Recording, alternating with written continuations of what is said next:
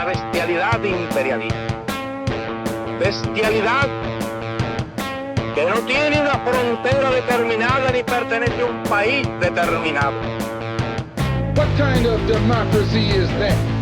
What kind of freedom is that? Isto é a doutrina liberal. É a doutrina que o mercado e a democracia vão juntos, são inseparáveis. Isto é uma praga. Pues la utopía sirve para eso, para caminar. Saudações, pessoas! Sejam bem-vindos a mais um episódio do Vira Casacas Podcast. O meu nome é Felipe Abal e, como sempre, estou aqui com ele, Gabriel Divan. E aí, Gabriel? Olha, eu venho do futuro, Felipe Abal. E eu só tenho a dizer uma coisa, nós estamos diante de um dos maiores programas da história do Vira Casacas. Eu não tenho dúvida. Eu tenho pena da pessoa que não vai ouvir esse episódio, porque tá bom pra caralho. Tá muito bom. Pois é, mas a pessoa que não vai ouvir o episódio, ela eventualmente não tá nem ouvindo isso que você tá falando. Então, assim, mas eu tenho já pensou pra parar nisso? Existe uma realidade paralela de algumas pessoas que elas nunca ouviram falar do Vira Casacas, elas não sabem quem a gente é, elas não conhecem os nossos quase 500 episódios, elas não conhecem pessoas incríveis que vêm aqui. Eu não sei, cara, mas eu acho que a vida delas é pior. Eu também acho. Por isso, Gabriel Divan, eu vou falar desde já que é obrigação de quem tá nos ouvindo compartilhar esse episódio. Mandar para as pessoas esse episódio, dizer assim, ó, ouça a Dani Balbi, até porque depois, quando ela chegar lá no topo, quando ela for presidenta, quando ela for ministra, daí não adianta você chegar, agora é a hora, eu tô dando a letra, essa mulher vai muito longe, espero eu. Olha, já tá longe e vai mais longe ainda, se depender da gente, né? Pode contar com os cabos eleitorais aqui.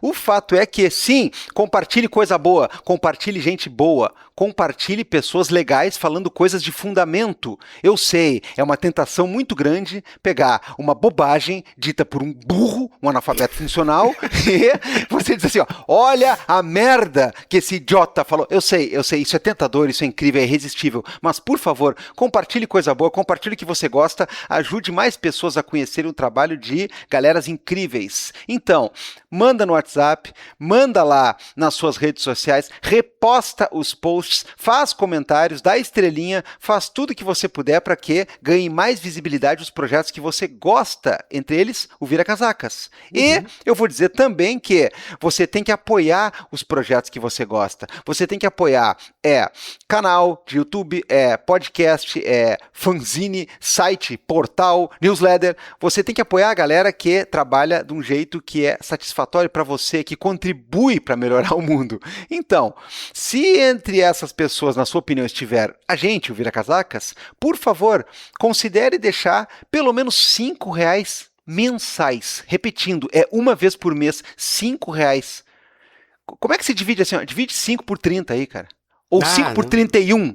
Não dá, cara. Olha a quantidade irrisória de contribuição que você vai dar e para nós é fundamental, é importante, a gente precisa de dinheiro para pagar os profissionais que trabalham com a gente, para pagar as contas do podcast, para ele continuar sendo assim, do jeitinho que é.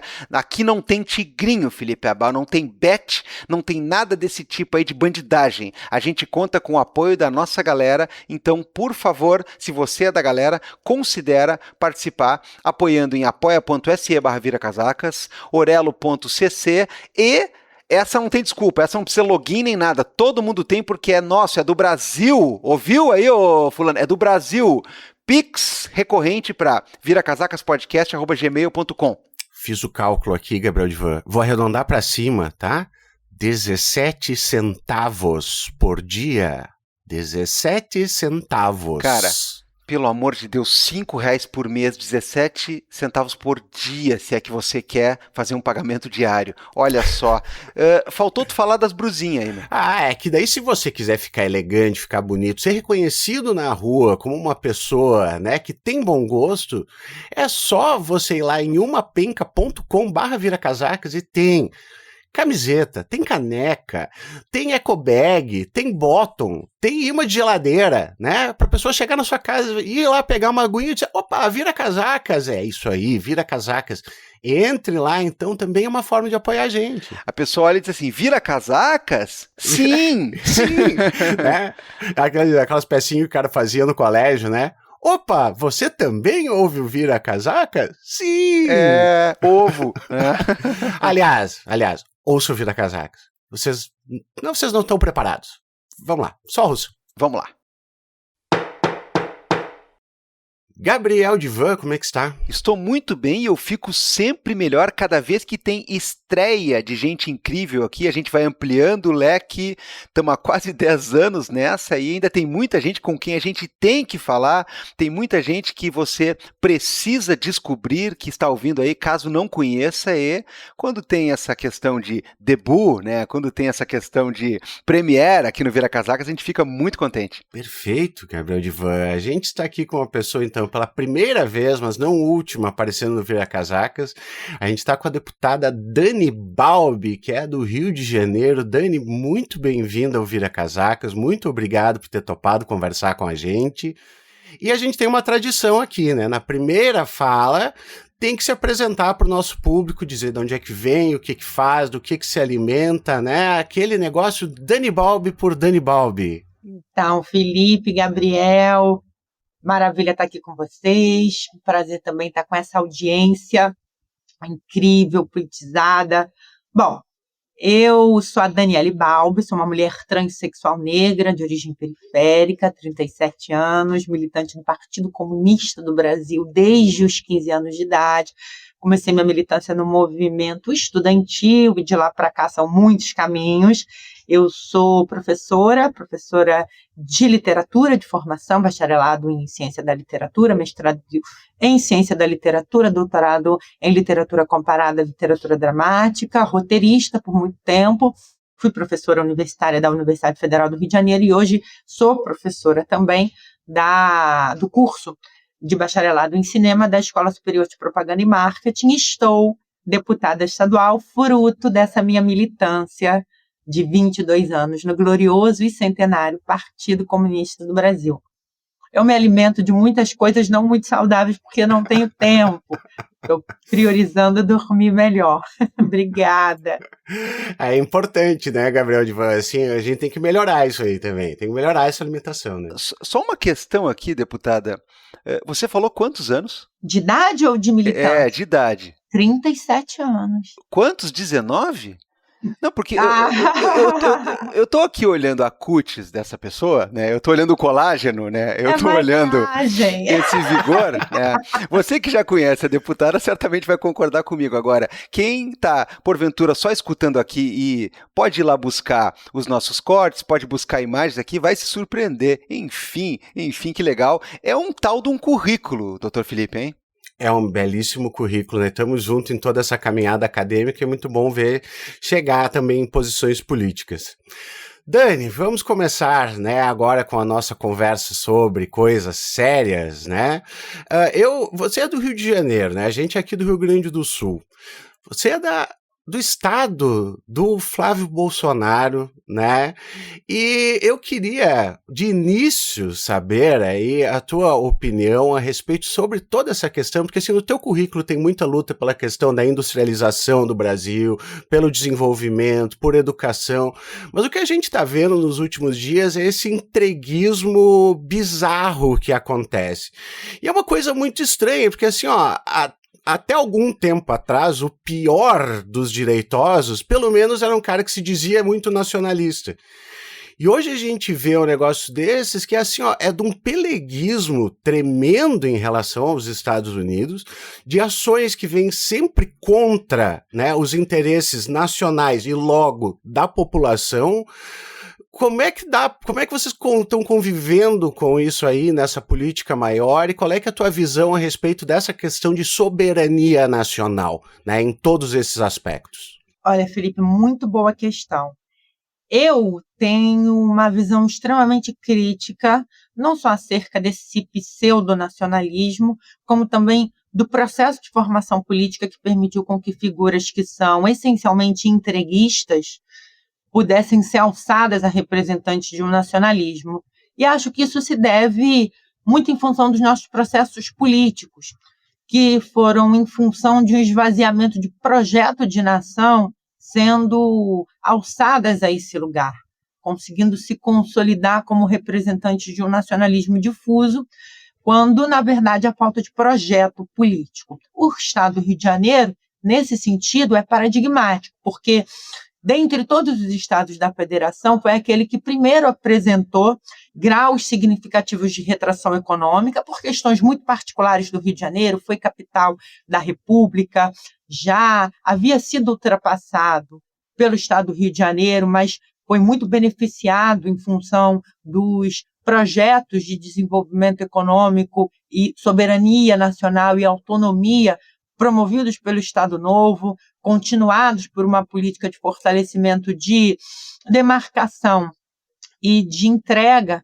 de perspectiva em termos de ajustamento internacional. A gente pode discutir isso mais no detalhe, mas fato é que com a transferência da capital para Brasília e depois com diversas vicissitudes políticas do Estado do Rio de Janeiro, a gente tem marcos aqui importantes, como o chaguismo, como o estabelecimento do partido da Alerj, o Estado do Rio de Janeiro foi perdendo a dianteira. E na década de 80, a década perdida, o momento em que se escancara para o conjunto da população a falácia que foi o desenvolvimento econômico, o milagre econômico promovido pela ditadura, o Rio de Janeiro já está no buraco. Isso só vai se aprofundando depois por conta das políticas de neoliberal, uma visão gerencialista do Estado e, mais até do que gerencialista, uma visão contracionista em termos de política fiscal e de efetivação de serviços essenciais e estruturas públicas que favorecem a população, que atendem às demandas da população, que criam uma certa autonomia para as contas públicas. Enfim, o que acontece do ponto de vista político? Com a ausência de projeto, com a cassação de figuras políticas de vulto, importantes, que ainda que não fossem exatamente do nosso campo, tinham alguma projeção nacional, tinham capacidade de organizar um programa político, nós vamos dando espaço no Rio de Janeiro ao surgimento de figuras bastante peculiares, para não dizer exóticas, como é o caso de Bolsonaro.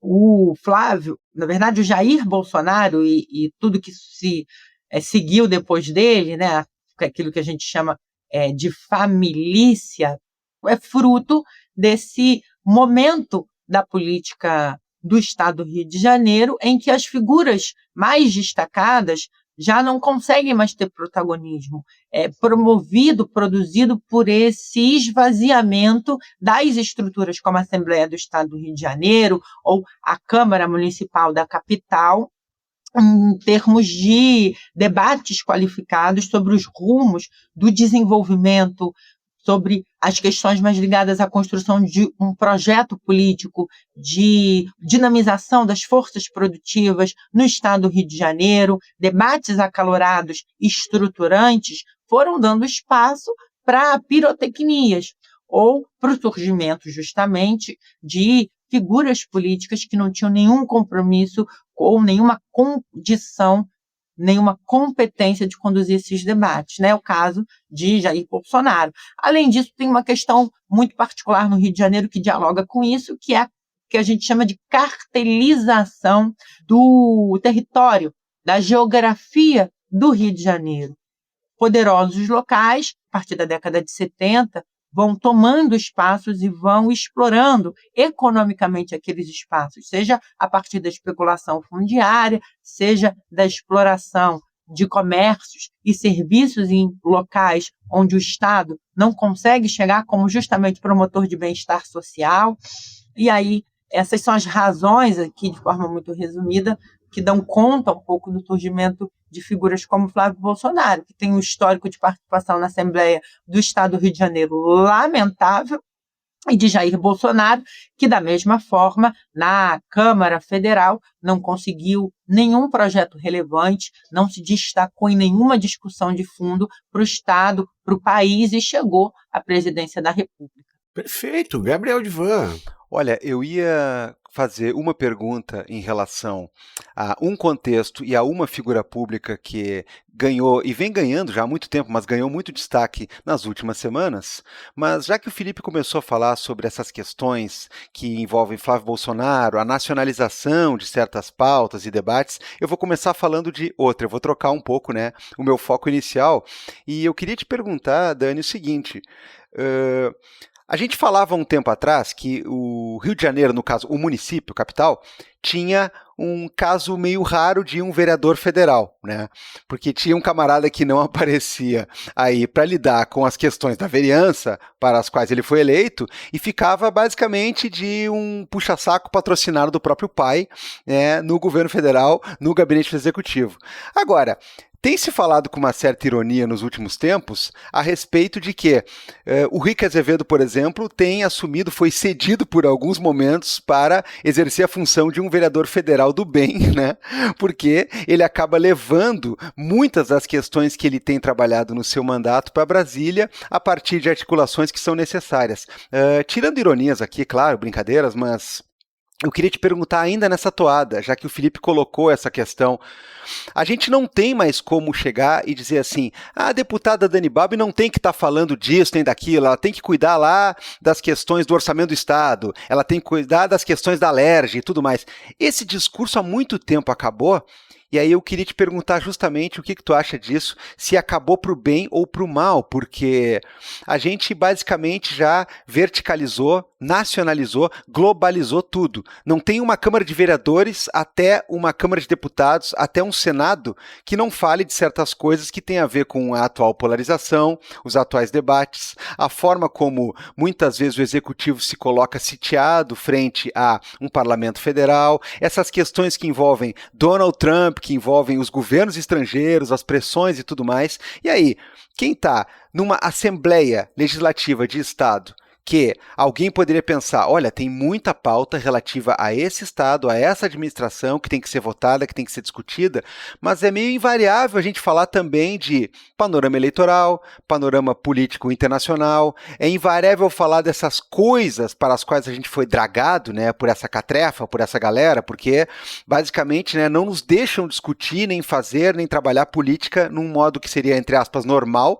há muito tempo. Né? Mas principalmente isso se acentuou desde que passou a haver essa questão do bolsonarismo. Só para te dar um exemplo, esses tempos aqui na Assembleia do Rio Grande do Sul, uma discussão que acabou indo parar no tema Flávio Bolsonaro, Daniel Vorcaro, acabou gerando uma briga lá onde um deputado simplesmente roubou o microfone de uma deputada, né, numa questão de um chilique, e a gente começa a perceber que não tem mais como ficar livre dessas questões. Como é que isso é trabalhado? Como é que isso ajuda ou atrapalha? Como é que isso entra nas discussões? Como é que isso mudou, inclusive, o teu perfil de parlamentar? Porque, assim como tem coisas que estão na ordem do dia, tem coisa que não dá mais para a gente não falar e não dá mais para não pensar, né? Bom, muito boa colocação. Acho que o deputado é uma figura política nacional e, inclusive, internacional. É bom que a gente se manifeste sobre temas que estão na ordem do dia. Eu, por exemplo, durante a eleição do Mandani, cheguei a gravar vídeo que circulou no WhatsApp de algumas comunidades latinas em apoio ao Mandani.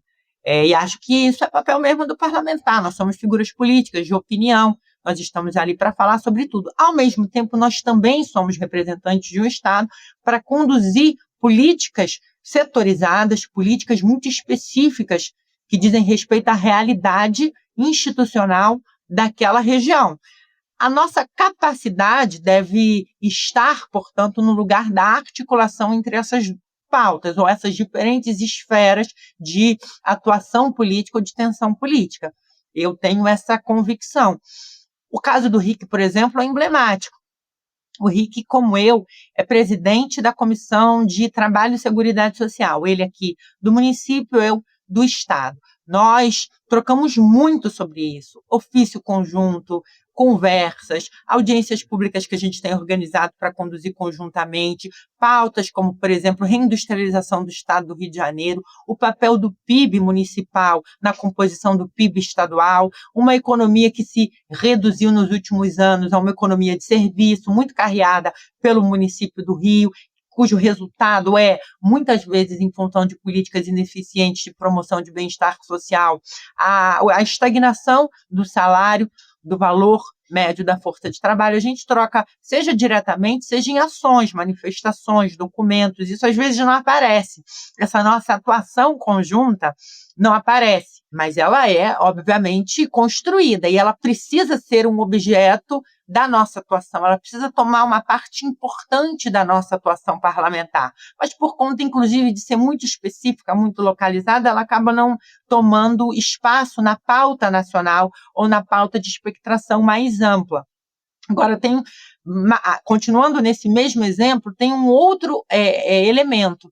Rick e eu somos presidenta e presidente da Comissão de Trabalho. Os temas ligados à legislação trabalhista são temas nacionais. Então, é muito pertinente que um vereador que é presidente da Comissão de Trabalho numa economia que foi reduzida basicamente a uma economia de serviços que pode gerar precariedade, instabilidade, preocupado com as trabalhadoras e os trabalhadores do Rio de Janeiro, se empenhe em resolver a questão para além daquilo que ele pode, institucional e legalmente. Então, eu, nessa perspectiva, entendo que a militância do Rick e a sua atuação que o levou a essa pauta e a sua participação no Congresso Nacional está diretamente ligada a uma tensão com o povo do Rio de Janeiro. É óbvio que, do ponto de vista político mais amplo, tem uma preocupação com a classe, de modo geral, com as trabalhadoras e trabalhadores do Brasil. Mas, nesse caso, há uma linha de continuidade muito coerente com as ações e com a representação que Rick tem na Câmara de Vereadores aqui do Rio de Janeiro. Diferente, por exemplo, do caso em que eu, por eventualmente ser parlamentar e, eventualmente, supondo, óbvio, ser filha do presidente da República, vai despachar numa sala contígua ao gabinete do presidente da República, sem dar conta, por exemplo, das minhas funções enquanto parlamentar aqui no Rio de Janeiro. Existe uma diferença, no meu entendimento, qualitativa em relação a essas duas ações. Mas acho sim que o parlamentar deve se pronunciar sobre os temas relevantes, importantes, que agendam a pauta, que demandam, que provocam a opinião pública, um posicionamento, inclusive esperado que os parlamentares se posicionem e explicitem quais são as suas posições para dar conta de prestar contas para o seu eleitorado. Perfeito. Dani, quando tu falou antes a respeito dessa questão até do neoliberalismo e seus impactos no Rio de Janeiro, eu queria puxar para uma questão envolvendo educação e trabalho, né? Porque quando a gente fala hoje em educação, a gente sabe que tem muita proposta que tenta puxar para a questão de educação técnica, né? O mercado de trabalho, ele precisa de pessoas que saibam apertar parafuso e declarar imposto de renda, não precisa de filosofia, literatura, isso aí, deputado, não interessa, né? Não é o que importa para o mercado de trabalho. E muitas vezes isso vem junto com uma questão que a gente bate muito aqui no Vira Casacas, que é a questão de uma racionalidade neoliberal, né? Porque vem junto com um linguajar neoliberal do empreendedorismo, de você gerenciar as coisas, e que depois a gente vê exatamente isso que tu estava falando, a respeito de uma precarização muito grande do trabalho. Essa luta da jornada 6x1, do fim da jornada 6x1, ela é extremamente importante, a coisa mais relevante que a gente tem atualmente, penso eu, né, em termos nacionais, mas a gente sabe que uma grande parcela da população está precarizada, né? Tá fazendo Uber, tá fazendo 99, tá trabalhando 12, 14 horas por dia. Então, pegando esse gancho, né, assim, de uma educação que seja emancipadora, né, para um trabalho que seja digno, dentro dos moldes que a gente tem, não é o ideal, dentro de um sistema capitalista, né, de um trabalho digno para existir. Então, como é que a gente pode lidar com isso? Uma educação de qualidade para gerar depois uma pessoa que tenha condições dignas de trabalho também. Olha, Felipe, primeiro eu acho que o tema da formação deve estar, sim, ligado ao tema do desenvolvimento econômico, a dinamização das forças produtivas, mas ele não pode se reduzir nem se resumir a uma função quase que capturada, subordinada à questão ampla do desenvolvimento econômico. a educação forja cidadãs e cidadãos críticos, capazes de exercer plenamente a sua cidadania. Isso é o mais importante. Então, o desmonte da educação, e particularmente da educação pública, está ligado à dificultação de cidadãs e cidadãos, especialmente filhas e filhos da classe trabalhadora, de exercerem com qualidade a sua cidadania, de efetivarem plenamente a sua cidadania. Não à toa, a célebre frase do Darcy Ribeiro, o desmonte da educação ou a falência da educação é, de fato, um projeto, não sai de moda. Ela está mais atual do que nunca. Então, primeiro pensar qual é o nosso papel. Aqui no Rio de Janeiro, a gente construiu os CIEPs, Centros Integrados de Educação Pública. Neles, a gente oferecia formação desde as séries iniciais do ensino fundamental, é um projeto do Brizola e do Darcy Ribeiro, inclusive, que foram gestores aqui no Rio de Janeiro. E, basicamente, essa oferta dava conta não só de atender às necessidades das famílias muito vulneráveis, criava segurança para as mães, pais e cuidadores em geral, de que aquela criança teria não só cuidado, integridade física, mas também educação de qualidade, desenvolvimento de diversas habilidades de forma integral. Ao mesmo tempo, a gente começa a discutir, neste período, a criação da Fundação de Apoio à Escola Técnica, aqui no Rio de Janeiro.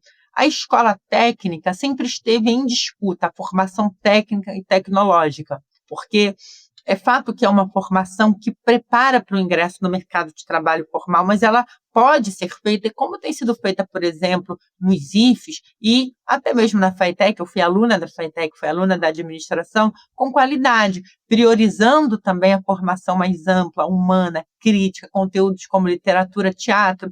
O meu exemplo eu acho até paradigmático. Eu era uma aluna de um desempenho melhor em matemática, eu ingressei na FATEC para fazer administração e lá eu conheci não só o movimento estudantil, mas também o grupo de teatro, e eu fui fazer literatura, frustrando um pouco, inclusive, as expectativas da minha família de que eu fizesse uma área mais ligada às ciências exatas e pudesse ter mais estabilidade no mercado de trabalho.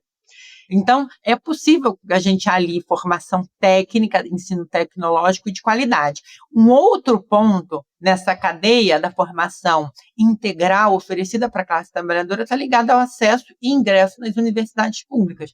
No meu entendimento, eu diria ideal, mas não utópico, a gente precisa caminhar para um espaço onde a universidade pública tem acesso universal. Fazer universidade pública possa ser oferecido, mas também factível, realizável por todo mundo, especialmente para as filhas e filhos da classe trabalhadora, né? Mas o ingresso no mercado de trabalho formal não pode ser exclusivo para aqueles que desejam construir uma carreira na universidade pública. O que a gente tem hoje é que, com a escassez de vagas de qualidade, de salários apreciados no mercado de trabalho formal, muito em função dessa retração econômica e dessa flutuação em relação ao desenvolvimento de determinadas cadeias produtivas no nosso país, o acesso à universidade, o ingresso, a conclusão, elas estão relacionadas em função de expectativa de melhoria concreta da qualidade de vida, ou seja, ingresso no mercado de trabalho formal após a conclusão da universidade. Não deveria ser assim ou não deveria ser automaticamente assim. Ou, para concluir, não deveria ser a única possibilidade para as filhas e filhos da classe trabalhadora. Há algumas funções que são importantes para que determinadas cadeias produtivas se consolidem, elas podem ser bem construídas a partir da oferta do ensino técnico e tecnológico. Mas o ensino técnico, tecnológico, de base científica, que não seja essa formação aligerada, oferecida pelo Sistema S. Em contraposição aos cursos que o Sistema S oferece, a gente tem os cursos da FATEC, os cursos dos IFES aqui no Rio de Janeiro, cursos que são de altíssima qualidade e que capacitam as filhas e filhos da classe trabalhadora, mas ao mesmo tempo oferecem carga horária muito elevada de literatura, muitas vezes de teatro, né, discussão sobre cinema, filosofia, sociologia, perspectiva de análise crítica da realidade. Perfeito. Gabriel Divan, o homem que talvez goste mais do Rio de Janeiro, o gaúcho que mais gosta do Rio de Janeiro depois de Leonel Brizola. Olha, Não, tem a minha assessora, Tainá Torre, que é a minha assessora, meu braço direito aqui no Rio de Janeiro. Ela é de Santa Rosa. Olha Tá na só. briga, Ela é então. apaixonadíssima pelo Terra Rio, da Xuxa. pelo Rio, tá aqui, é mais carioca que eu. Não, mas o troféu Leonel Brizola de amantes do Rio de Janeiro, nascidos no Rio Grande do Sul, muito antes de mim, fica com o Renato, por exemplo, né? Assim como Adriana Calcanhoto. Mas enfim, deixa pra lá. Deputada, tem uma questão aqui que a gente precisa conversar a respeito dela, e aí vem aquela outra parte, né, do raciocínio que eu tinha dito que eu troquei de lugar, porque fazia sentido no contexto, mas agora vamos vir com ela. A gente viu também, e vocês acabaram de conversar, por um assunto que acabou perpassando a questão da escala 6x1, de todo esse debate, né, para a gente terminar com isso, e a gente viu uma atuação também muito destacada da deputada Erika Hilton. E aí, óbvio que choveram comentários do tipo assim, Érica, minha presidente, agora sim, vamos lá. E é claro, isso é muito bom que aconteça, é muito bom que a gente também comemore, a gente também tem que usar esses espaços para fazer a nossa brincadeira, para deixar sair para fora, né, o nosso grito, para deixar algumas vontades, alguma coisa que agora talvez não seja exatamente possível, mas que vai ser daqui a um tempo, ou pouco tempo, tomara, enfim, só que a gente não pode deixar isso também ficar só naquela questão de uma espécie de meme ou uma espécie de coisinha que você faz para engajar com uma galhofa ou com alguma anedota ou coisa parecida. A gente tem que pensar nessas reais ocupações de espaços, porque se falou muito nesses últimos tempos sobre o fato de que algumas pessoas ficam dizendo que essas lutas aí diversionam, que elas desviam os reais propósitos e coisa parecida. É um papinho muito chumbrega, muito caído, mas a gente sabe que ele existe por aí, né? Você como militante da causa, você como alguém que vem desde esse lado das questões políticas, das questões humanas, das questões do ser, você tem que, talvez, trabalhar isso de uma maneira que a gente precise colocar como uma pauta principal, mas sem necessariamente fazer com que só isso exista, né? A gente está conversando aqui e você está conversando enquanto deputada que é. Assim como Érica foi eleita presidente da Comissão da Mulher. Veja bem, né? Não é a Comissão da Mulher Trans, é a Comissão da Mulher, pois é mulher e assim estamos conversados. Não há nenhum problema aqui, não há nenhuma dúvida que nós estamos desse lado. Agora, essas questões elas são interessantes porque muita gente falou assim, ó, vejam, falam que essas pautas elas desviam o foco, falam que elas acabam pulverizando a classe trabalhadora, eu não sei, tem uma galera que parece, né, que tá em São Petersburgo em 1917. Mas o fato é, muita gente falou também, vejam quem é que está puxando esses debates e quem é que fez isso aí chegar com o modo mais incisivo possível que há muito tempo nós precisávamos. Então existe essa questão entre lutar para que cada vez mais nós tenhamos esses panoramas como normais, esses panoramas como aceitáveis, como corriqueiros, porque afinal de contas são pessoas sendo quem elas são, ponto. Mas, ao mesmo tempo, também a gente precisa afirmar esses contrastes, essas diferenças, porque faz parte também dessa questão da aceitação. Poderíamos aqui nós conversar o nosso programa inteiro sem tocar nem um pouco nesse assunto, porque na tua carreira como deputado, tu tem muito tema e muita coisa para nos ensinar que não passa, às vezes, nem perto dessas temáticas. Mas é óbvio que a gente quer te ouvir também sobre isso, porque é preciso saber como é que está o panorama atual. A gente costuma dizer que, bom não está porque as pessoas elas são assintosas, né? O preconceito ele é assintoso e cada vez mais que vocês brilham, cada vez mais que vocês mulheres chegam nesse patamar, a gente tem mais backlash, a gente tem mais discurso retrógrado que tenta minar, que se desespera, que apela para a baixaria, mas em compensação a gente também tem muito espaço sendo ganhado. Eu queria que tu nos dissesse, esses espaços, o quanto eles são realmente efetivos, o quanto eles são realmente, digamos assim, preponderantes, porque a gente está acostumado a ver assim, nossa, um passinho de cada vez. Elegemos uma bancada, aqui no Rio Grande do Sul nós tivemos casos muito interessantes, né, de eleição de pessoas LGBTQIA+, em bancadas, e outras minorias e tudo mais, e a gente fica pensando, isso é bom ou isso é ruim? Claro que, num geral, é bom, mas deveria ser mais gente, deveria ter mais espaço, como é que a gente pode pensar pensar o futuro dessas discussões e o que isso realmente, né, compõe da tua pauta diária, o que isso compõe da tua atuação cotidiana? Nossa, muito boa pergunta, Gabi. Eu vou tentar ser sucinta para não monopolizar. Isso aí daria para a gente ligar, né, a quinta marcha e engatar até o final. Eu sou comunista mesmo, sou de um partido que prima pela formação teórica densa. Depois, quando ingressei na universidade, eu cursei 10 anos de universidade, entre o bacharelado e o doutorado, eu reafirmei os meus referenciais teóricos a partir do marxismo. Então, a partir disso, eu posso dizer o seguinte: no meu entendimento, há duas camadas de análise acerca do tema dos direitos dos segmentos historicamente vulnerabilizados.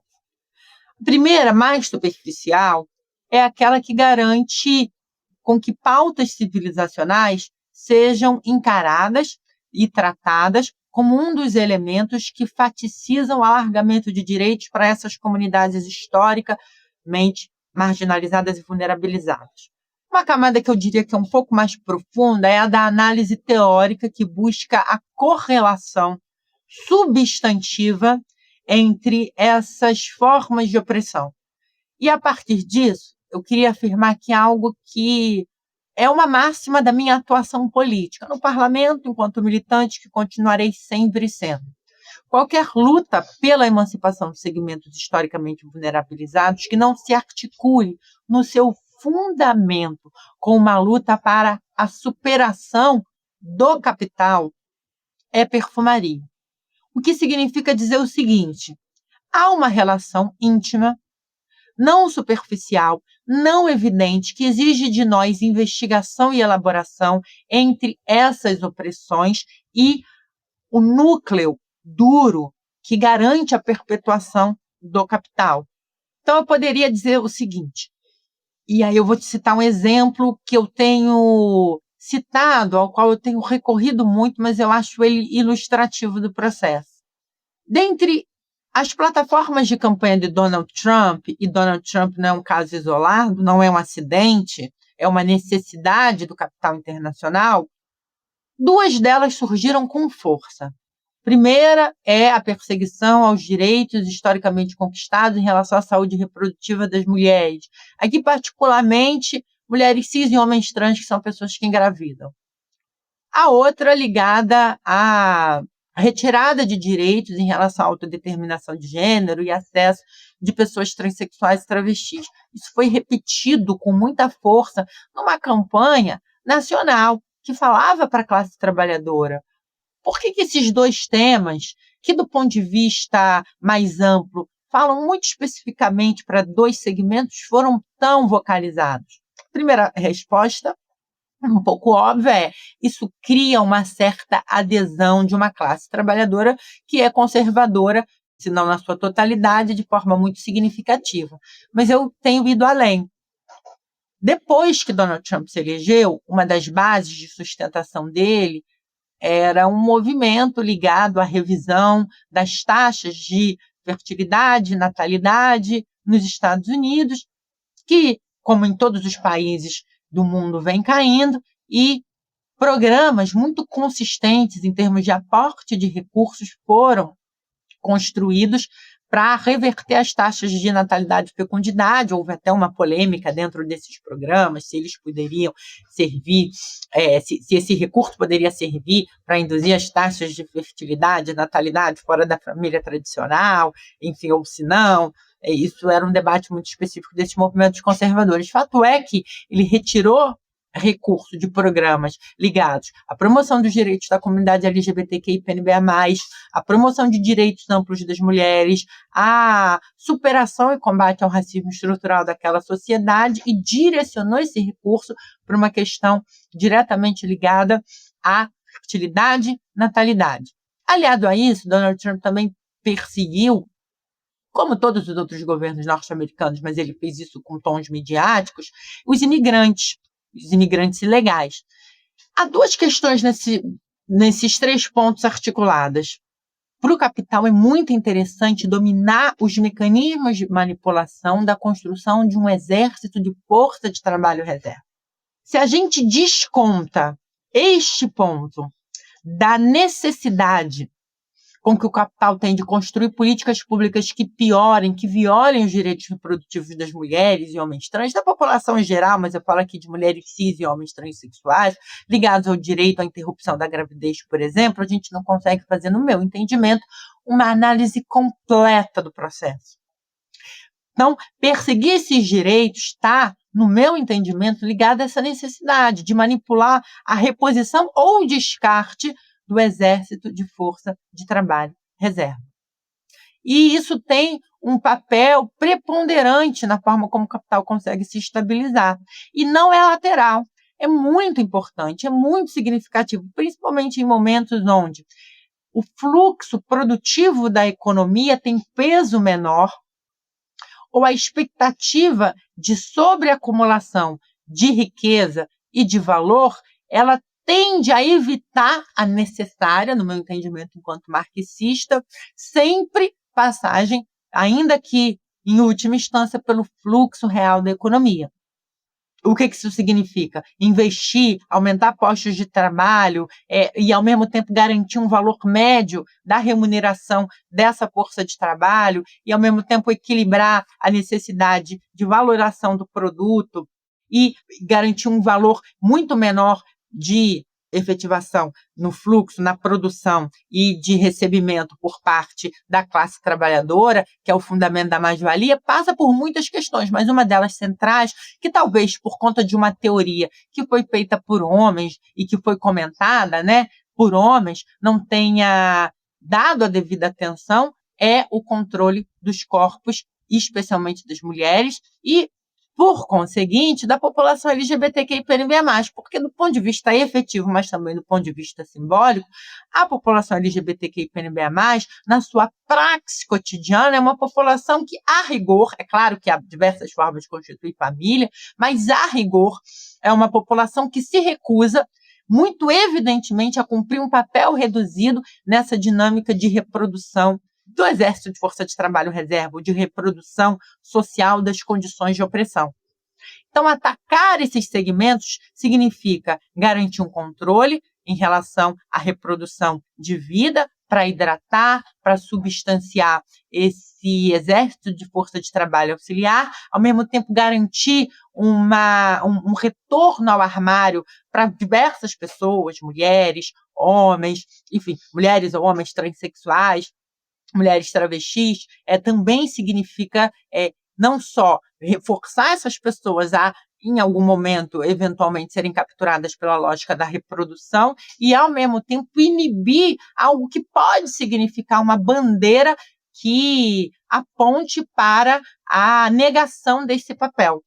Esse é um exemplo do quanto, do ponto de vista teórico, essas questões são importantes, para além daquele nível mais superficial de compreensão de que, do ponto de vista civilizacional, as liberdades individuais elas não estão em contradição com a pauta mais ampla e mais elementar para a superação da luta de classes e caminho para uma sociedade socialista e comunista revolucionada. E eu poderia citar outros exemplos. Para concluir, eu disse que não ia me alongar, mas eu não consigo, tem dois pontos que eu queria destacar. O primeiro deles é que, historicamente, a tática do neoliberalismo, principalmente depois da década de 70, foi, de fato, financiar determinados grupos sociais e coletivos políticos para que eles produzissem a sua militância e a sua base teórica de estudos descolada dessas questões articuladas, né? O Partido dos Panteras Negras e todos os movimentos sociais que eclodiram no final da década de 60 e início da década de 70 nos Estados Unidos tinham uma vinculação profunda com as lutas contra o capitalismo e fortalecimento das lutas de classe naquelas sociedades. Foi ao longo da década de 70 e década de 80 que aparelhos privados de hegemonia conseguiram, de forma bastante eficiente, descolar essas reflexões e essas militâncias. De fato, foi uma estratégia usada pela CIA e por outros aparelhos privados de hegemonia correlatos, né?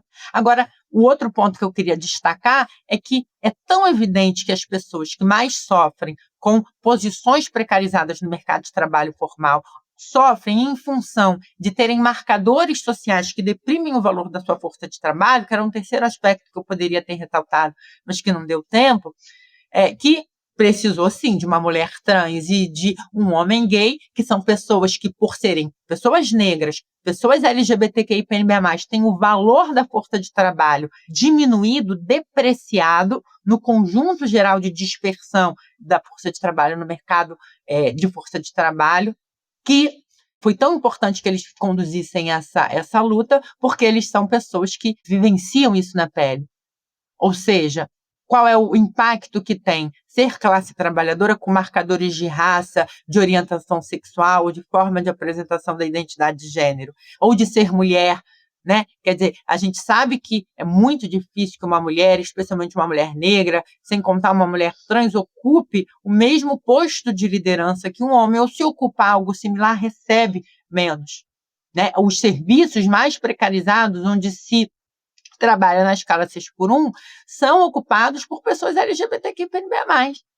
Então, tem esse outro elemento que a gente poderia discutir, mas eu acho que isso dá conta de demonstrar, esses elementos que eu coloquei aqui, dão conta de demonstrar como há uma articulação íntima entre a luta pela superação da sociedade de classes, a luta pelo desmascaramento da opressão e da hiperexploração que o capitalismo produz e engendra e retroalimenta, e as pautas dos segmentos historicamente vulnerabilizados. Queria terminar mesmo recorrendo a Eliette Saffioti. Não há como observar opressão sem observar exploração. Ô, Felipe, o negócio é o seguinte, é tipo aquela história quando o cara pega ali e vai dizer assim, ó, eu peguei esse marca-texto aqui para grifar as partes mais importantes, aí tem livros que é mais fácil tu jogar na tinta amarelo-limão inteiro, né, e isso puxar aí ele de lá, né, é o que os jovens, na forma mais plena do termo, chamam de aulas aqui. A nossa equipe que se vire para fazer um corte de 25 minutos aqui, azar, não tô nem aí, o fato é que isso aí é tapa na cara. Meu velho, luta civilizacional, fazendo intersecção de combates a opressões, eu não sei, sabe, no meu tempo, de onde eu venho, comunismo, socialismo, marxismo, é isso. Pois é verdade, é verdade. Deputada, depois disso aí fica complicado de seguir, que foi uma fala excepcional, assim. Mas eu queria fazer uma pergunta voltada para a questão exatamente de tecnologia, ciência e também todas essas questões de antirracismo, de misoginia e tal, que é a questão da inteligência artificial e dos data centers, né? Porque o Rio de Janeiro agora está sendo, né, um polo de data centers. E é claro que entra naquele bolo de coisas que é positivo, é tecnologia, é desenvolvimento, é tudo de bom, porque virou palavra de ordem, né? Então parece que é positivo. Só que a gente sabe que tudo isso vem com muitos problemas, né? Tanto na questão ambiental, a existência dos data centers é um problema, né? Para a questão de geração de toda a energia, quanto também tem uma questão de fundo, né? Que o pessoal costuma acreditar naquela bobagem de que a tecnologia ela é neutra, né? Então, não, é só uma IA e ela me diz as coisas e tal. E qualquer um que dá uma pesquisada um pouco mais a fundo, tem um trabalho magnífico do Tarcísio Silva, né? Que fala a respeito da questão dos vieses da IA, que tem viés de gênero, ela tem viés de raça, né? Então, como é que tu tá vendo toda essa questão, então, da instalação dos data centers e até mesmo da utilização agora para a questão de educação mesmo, né? Que vira também uma exigência. Isso quando não tem gente querendo substituir professor por IA, né? Mas aí também é tão absurdo que, né? Mas enfim, dá medo sempre, porque já tiveram absurdos maiores que aconteceram de verdade. Não, olha, primeiro eu acho que tem uma questão humana, mais geral, uma questão ambiental, uma questão que está diretamente ligada à natureza e à qualidade da ciência e da tecnologia que a gente produz, e tudo isso articulado com a questão mais ampla da soberania nacional, né? A gente tem um pacotaço aqui na Assembleia Legislativa que trata da questão da tecnologia, mas particularmente da inteligência artificial ou da relação com big techs, data centers, provedores e grandes bancos de dados internacionais. Mas eu queria começar, então, para ser mais breve, pontuando o seguinte: nós podemos desenvolver a nossa tecnologia, nós temos centros universitários de excelência no Brasil inteiro. Então, seja as nossas tecnologias de armazenamento, seja as nossas tecnologias de operação e processamento de dados para inteligência artificial, nós podemos desenvolvê-las. É um risco enorme nós gastarmos uma quantidade específica, bastante substantiva de recursos hídricos para receber data centers que são operadores das grandes big techs, que têm interesses, inclusive, que não são os nossos e muitas vezes são antagônicos aos nossos. Nós estamos deixando de investir recurso e dispor de base de instalação que poderia ser nossa, recursos que poderiam ser investidos na nossa inteligência artificial, na nossa tecnologia, que poderiam agregar valor aos nossos produtos, que poderiam significar passos decisivos em relação à soberania e autonomia, para nos articularmos de forma subordinada aos interesses internacionais, dispondo dos nossos recursos naturais e deixando de investir o nosso dinheiro na elaboração de solução de tecnologia, de ciência, de inovação, que podem ser com recursos melhor aplicados, de forma otimizada, desenvolvidos plenamente pelas nossas universidades, pelos centros universitários, pelos nossos IFES. Então, isso é muito grave, né? Do ponto de vista ambiental, a gente precisa avançar na discussão em relação a como construir melhores soluções de hidratação desses sistemas interativos, desses sistemas de tecnologia de processamento de dados, de armazenamento de dados, para que eles sejam mais eficientes em relação à utilização desses recursos, né? Agora, não há como a gente pensar, no meu entendimento pelo menos, né? Não há como a gente pensar em tecnologia, em soberania e mitigação dos efeitos do colapso climático, cuidado com o meio ambiente, sem que a gente pense desenvolvimento tecnológico feito pelo Estado. Porque se a gente pensar na substituição de matriz energética, se a gente pensar em planos de preservação ambiental, descolado da necessidade de desenvolver tecnologia, desenvolver determinadas cadeias produtivas, a gente está indo na contramão do processo histórico. E a gente vai perdendo força no caminho. Se a gente cair na esparrela que o discurso oficial do Império nos impôs e ainda continua tentando nos impor, a gente deixa esta tarefa de desenvolvimento tecnológico para o centro do capital e permite com que eles, de forma camuflada, subterrânea, continuem degradando o meio ambiente, como é o caso aqui de Brumadinho e de outros acidentes ambientais de larga escala que a gente experimentou, infelizmente, no nosso país. Então, é importante que o Estado tome a dianteira e tome para si a tarefa difícil, mas não impossível, diria pelo contrário, muito factível, que existe investimento e vontade política de aliar desenvolvimento de tecnologia, solução de inovação com preservação do meio ambiente. Para isso, o Estado, portanto, um elemento decisivo rumo à soberania nacional, deve ser o motor deste processo. Aqui na LERJ a gente tem duas leis, eu anotei aqui para trazer elas de forma mais pontual, que é o PL 6363 de 2025, ele estabelece aquilo que eu chamei de política estadual de inovação, né? Quer dizer, a adoção de determinadas tecnologias abertas e nacionais, a substituição de softwares que são softwares internacionais por softwares nacionais e o desenvolvimento de softwares estaduais, pensando as necessidades de um UERJ, a integração com o sistema de ciência e tecnologia, uma intranet mais eficiente feita, operada aqui por nós no estado do Rio de Janeiro, porque isso alia proteção de dados sigilosos do estado do Rio de Janeiro, ao desenvolvimento de tecnologia feito pelas universidades, né? A gente tem o PL 6361 também, que é um PL que enfrenta a política dos golpes digitais, que articula a inteligência da Polícia Civil e de outros órgãos de controle para que a classe trabalhadora possa ter uma qualidade e eficácia de apuração melhor dos golpes que são sistematicamente perpetrados contra a classe trabalhadora, né, de modo geral. Diversos golpes, principalmente contra aqueles que não têm um letramento digital amplo, né? Então, nós temos essas leis. Temos a lei, o PL também, 6362, que fala sobre aquilo que a gente tem chamado de transações para os consumidores do Estado do Rio de Janeiro, que adotam as diligências mínimas de prevenção.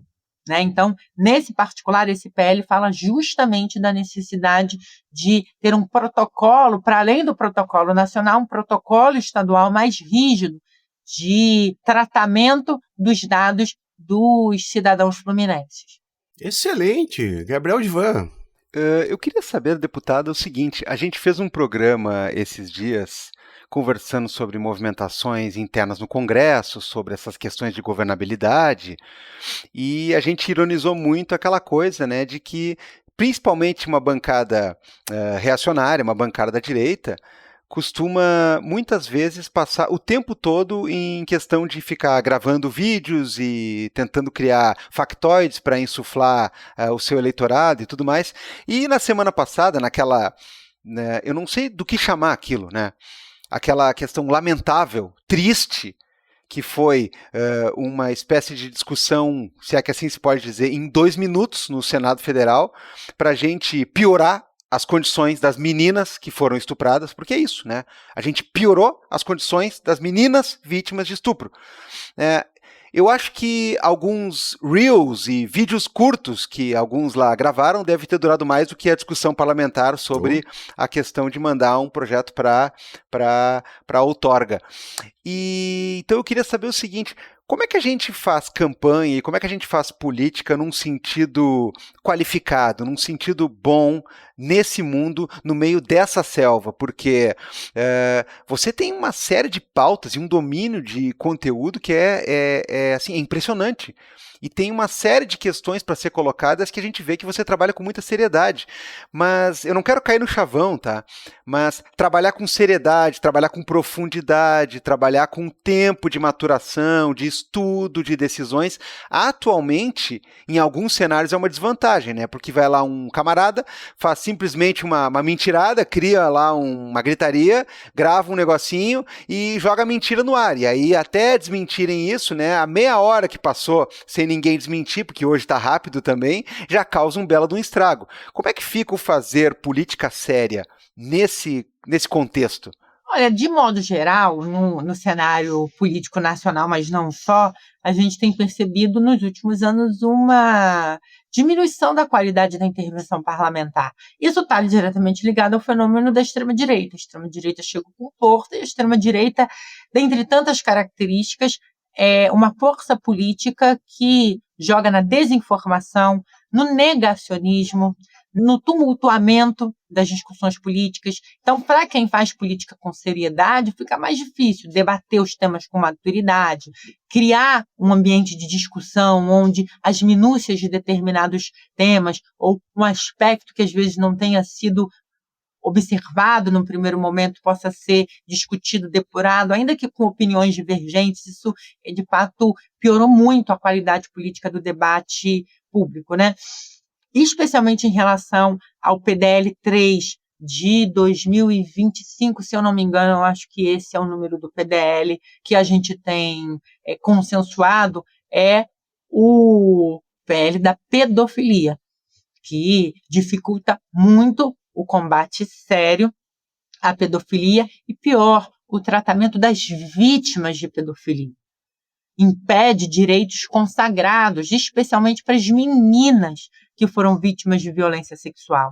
Isso é um absurdo, vai na contramão do CONANDA, um órgão seríssimo que tem se esforçado para garantir com que determinadas resoluções como essa sirvam efetivamente para proteger essas meninas e tirá-las de um lar onde elas precisem conviver com esse agressor e provavelmente serem vítimas continuadas de repetidas formas de abuso, inclusive violência sexual. Isso é um descalabro, isso é um absurdo, isso é um retrocesso. Eu acho que a gente precisa denunciar isso. A gente precisa estar nas ruas e nas redes denunciando, a gente precisa tentar chegar a parcelas, a franjas da população que não nos veem como interlocutores privilegiados, mas que nesses aspectos particulares, como, por exemplo, proteção à infância, cuidado com as meninas, com os meninos também, com as nossas crianças, podem estar mais próximas de nós. Nós precisamos nos esforçar para criar uma gramática, uma linguagem acessível, que há, inclusive, também não é nada de outro mundo, mas nos esforçar a atuar nos espaços e nos temas onde nós temos acordo, para desmascarar o que a extrema-direita é, desmascarar a exaustão, divulgar como eles não se importam com a vida das crianças, com a vida da classe trabalhadora de modo geral, o quanto o discurso conservador fragiliza, ameaça, põe em risco a integridade física. Nesse sentido, a gente pode pegar o gancho da necessidade de educação sexual ou de educação para proteção integral do corpo e garantia da integridade física nas escolas. Quando a gente fala que as meninas são vítimas de violência sexual no ambiente doméstico, a gente está falando também do papel que o Estado tem. Portanto, poder ensinar os mecanismos, pelo menos os mais elementares, a partir dos quais essas crianças podem identificar e se proteger nesse sentido, é fundamental. Né? E acho que é a partir daí que a gente consegue, talvez, não imediatamente, mas no esforço continuado, dialogar com amplos setores da sociedade, e especialmente esses setores que não nos veem como os interlocutores privilegiados, porque às vezes são, enfim, mais conservadores mesmo, ou porque foram capturados por discursos que embaralham as questões e que fazem elas se sobreporem. Acho que esse é o caminho. Deputada, a gente não quer tomar mais o seu tempo, porque eu sei que tem sessão daqui a pouquinho. Tem mesmo. Mas ainda bem que eu lembrei, o Cláudio me avisou ali, não, tem. Mas eu quero lhe segurar um pouquinho mais, que agora a gente vai para um momento que é das nossas dicas culturais. Pense em algum livro, algum filme, alguma música, o que quiser indicar para os nossos ouvintes aqui.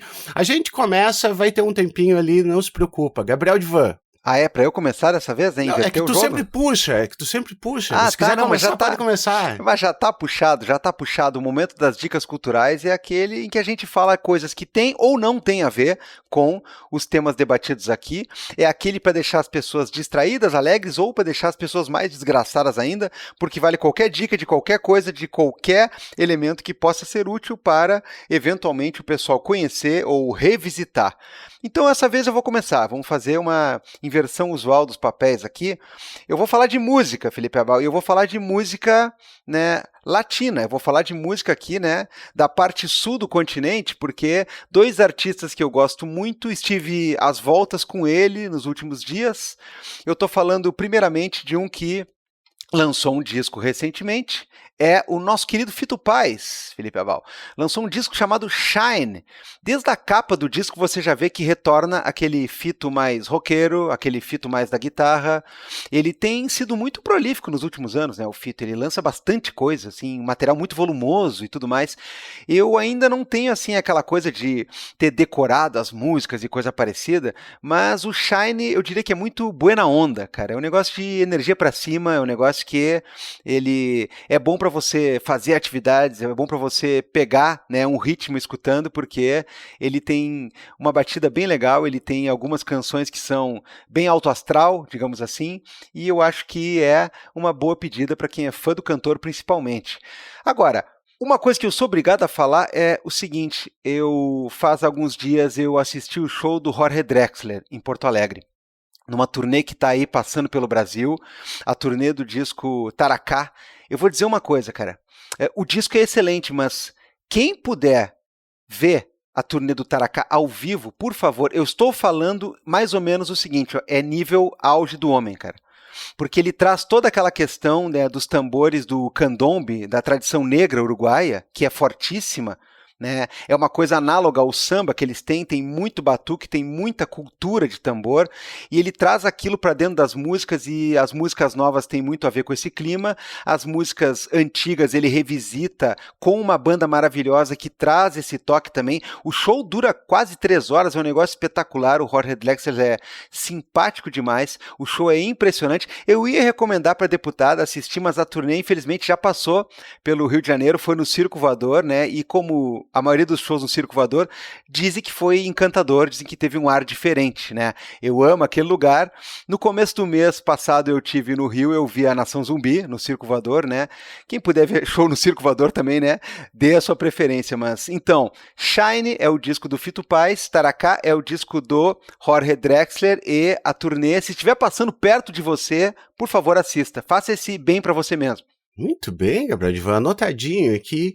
Eu vou dar de dica. Eu assisti, na verdade, uma tacada só na semana passada, o spin-off do Conto da Aia, que é Os Testamentos. Eu, particularmente, eu gostei, das 2 primeiras temporadas do Conto da Aia, depois eu não gostei mais, achei que ficou muito fora do livro, mas resolvi dar uma chance, assim, e é bem legal, bem bacana, assim. Ele vai contar mais uma história de adolescentes, de jovens nesse mundo, tem toda a questão ainda da resistência e tal, tá bem bacana de se assistir Os Testamentos. Eu só comentei que a única birra que eu tenho é que eles acabam mostrando esse fascismo religioso como se fosse um negócio, às vezes, esteticamente agradável, o que a gente sabe que é mentira, né? O fascismo nosso, ele é uma coisa brega, uma coisa feia, com cara de Havan e casa do Gustavo Lima, então não seria tão bonito quanto parece. Fora isso, eu achei bem legal, então fica a recomendação. Agora sim, deputada Dani Balbi, que dicas você tem pra gente, né? E se quiser fazer jabá dos livros, que eu sei que tem, pode fazer também. Não, eu queria, na verdade, eu tô muito curiosa, eu ainda não assisti, mas eu queria assistir o Fjord. Ganhou Palma de Ouro em Cannes, e eu, como sou alguém ligada ao cinema, queria muito assistir, especialmente porque trata numa perspectiva diferente, ali da intersecção entre o leste europeu e resquícios de ocidentalização, a questão da imigração. O diretor é romeno, eu ainda não assisti nada dele, mas a repercussão foi muito positiva, eu queria assistir. Muito bem, deputada, muito obrigado mesmo por ter vindo aqui conversar com a gente, foi um show, um espetáculo, ficou excelente. Gabriel Divan, diga para ela voltar sempre, por favor. Eu vou dizer para ela voltar sempre, mas assim, só um pouquinho de jabazinho, de um livrinho só, que seja.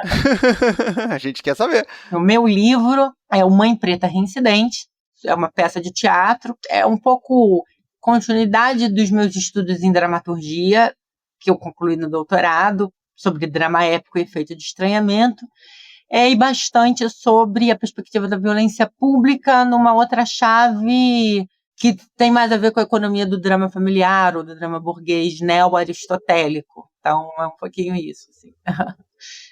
Tá disponível, acho que no site da editora, nos agregadores de compra também. Um bom prefácio do Sérgio Carvalho, que é professor da USP, professor de dramaturgia. Tem boa recomendação do Sequim, que é da Academia Brasileira de Letras, que foi o Antônio Carlos Sequim, que foi meu professor. Bárbara Carini também escreveu um blurb para o livro, disse que gostou muito. E eu queria dar uma informação que eu acho que ainda não foi veiculada. O Joel Zito Araújo, que é um cineasta, querido amigo meu, maior cineasta, um dos maiores cineastas do Brasil, pedi para ele escrever uma orelha, um blurb, ele gostou tanto que adaptou para o cinema. Então já tem roteiro pronto dos Irmãos Carvalho, agora a gente está nessa fase de captação, de financiamento para produzir, né? Então é isso. Eu fico um pouco tímida de fazer jabá. Você ouviu primeiro do Vira Casacas, não esqueça.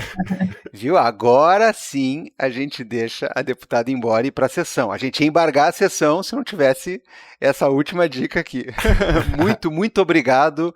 E, como disse o Felipe, né, que seja não apenas a primeira vez que você aparece por aqui com a gente, mas que seja a primeira de muitas. Um beijão, incrível participação, a gente fica muito feliz. Felipe, Gabriel, queria agradecer demais, momento muito legal, acho que foi muito descontraído, queria mandar um beijo para a audiência e dizer que eu estou à disposição sempre, contem comigo, um beijo. Vamos ali dar uns salves, Gabriel. Vamos lá dar os nossos beijos aí pra galera. Life moves pretty fast. You don't stop and look around once in a while, you could miss it. Gabriel Divan, a gente falou, paulada em cima de Não, paulada. tá louco, cara, tá louco, assim, ó, pelo amor de Deus. Só bota aí no chat lá e transcreve isso aí e é isso aí, a cartilha, tá resolvido, cara, tá resolvido. Ouça o episódio, compartilha o episódio, diz pra pessoas ouvirem, diz assim, ó, quer aula, meu amigo? Tem aqui, ó, pimba, tá lá o link, gratuito pra todo mundo, em todas as redes, nas boas e até nas mau caráteres. Aliás, Impressionante, né? um dia a gente podia pegar e transcrever mesmo, né, as melhores participações do Vira Casacas e fazer um livrinho do Vira Casacas. Ia ser a fuder, cara. Não sei se Olha, as pessoas iriam querer, mas ia ser massa. Esse papo, meu amigo, ele vem desde a formação Mark III do Vira Casaca. Tá? Eu e o Carapanã ficava conversando todo dia sobre isso, assim, vamos fazer. Cara, é loucura, mas assim, renderia demais. É bom saber que a gente tem conteúdo. E é bom saber que tem muita gente que nos escuta e que leria isso, porque a gente tem muita galera que nos manda carinho, então tá na hora de mandar beijos. Vivas! Salves para um pessoal aí, Felipe Abal. Olha aqui que loucura. Tem um barbudo aqui que quer a nossa atenção, Felipe Abal. É um barbudo charmoso, um cara né, gabarito, um barbudo. Olha só, é barbudo, é consciente politicamente, ele preza... Né? Elogios hétero, né? Ele é preza, né? E o cara, olha só, o cara é lutador. Tô falando do nosso amigo Bruno Pomer. Tomara que ele seja solteiro. Tomara que ele seja solteiro. Acho que não, cara. Acho que não. Bom, desde a nossa conversa lá com o Antônio Galvão, né, que o Antônio falou que dava aula e trabalhava com jiu-jitsu também, e a gente falou sobre academias e sobre os climas da academia, que muitas vezes não são propícios para que pessoas consigam, né, exacerbar, né, a sua manifestação política também. Às vezes a academia é um clima hostil para certos tipos de coisa. Então o Brunão deu a saída aqui pra gente, ó. Ele diz que muitas vezes a galera não treina porque não se sente acolhido em alguns lugares. Porque tem lugares, e isso é uma frase dele que eu vou endossar, que você não se sente bem se você não for um cuzão. Então, para resolver isso, ele tá mandando brasa aqui em alguns lugares, de São Paulo principalmente, que tem centros de treinamentos para você aprender a lutar. Lembrando que luta não é coisa de babaca, não é coisa para você ser prevalecido, é coisa para você entender melhor o seu corpo, é coisa para você conhecer melhor, né, as suas potencialidades, é coisa para você se defender também, né, mas jamais uma coisa para você bancar o otário, né. Agora, se alguém bancar o otário, bom, você tem lugares para treinar aqui, porque a questão é seguinte, velho, vai engrossar o caldo. Então, olha só, ele indica Liberta Jiu-Jitsu em São Paulo, Boxe Autônomo, Centro Esportivo Estrela Vermelha. Cara, esse aqui deu vontade. Porra, esse aqui deu vontade. Hein? Casinha do Boxe na Vila Anglo, cara. Ele tá fazendo aqui, então, esse merchan e a gente agradece. E se você, Bruno, quiser mandar mais lugares, e se a galera quiser mandar mais lugares aí que eventualmente podem servir pro pessoal treinar, pro pessoal curtir um treinamento no meio de uma galera que é massa, que ouve Vira Casacas, a gente fica satisfeito, a gente vai divulgar. Perfeito, até porque o homem disse, né? Suba e desça escadas, corra, aprenda a atirar, né? Suba e desça escadas, cara, isso é importante, né? Isso é importante. Bom, a gente tem aqui um dos nossos ouvintes antigos, Sereníssimo. Ele disse assim, ó, nunca pedi um salve pro Vira Casacas, mas eu pediria se viesse colada a indicação disso daqui. E simplesmente tudo que há, atenção, Associação de Pesquisas e Práticas em Humanidades, a PPH, faz. Procurem saber.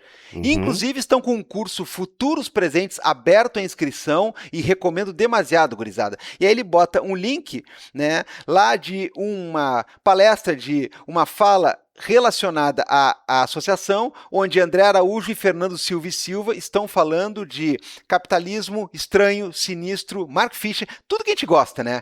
Então tem o debate do capitalismo, uma história de horror, juntamente com o estranho e sinistro do Fisher, que a gente também já divulgou aqui.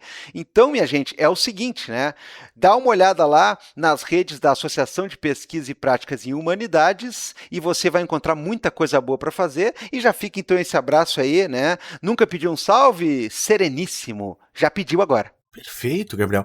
Eu vou mandar um salve aqui super especial, um abração aqui pro senhor Cláudio Nogueira, que é o assessor da Dani. Foi ele que fez toda a ponte aqui para ela participar. Ô, Cláudio, muito, muito obrigado. Foi um prazer. Então, conte com a gente sempre, né? Pelo amor de Deus, que mão, hein? Quando a pessoa vai lá e nos larga de bandeja, né? Uma participação como essa aí. Cláudio, muito obrigado. É isso aí, Gabriel Divan. É bizarro quando esse tipo de coisa acontece, sabe por quê? Por quê? Porque somos só homens normais, cara. Como assim homens normais? Só homens inocentes. Ah, bom. É isso aí. Como diria o Antigo Testamento, tchau, prejudicado. Tchau, galera. We're just normal men. What do you mean, normal man? We're just innocent men.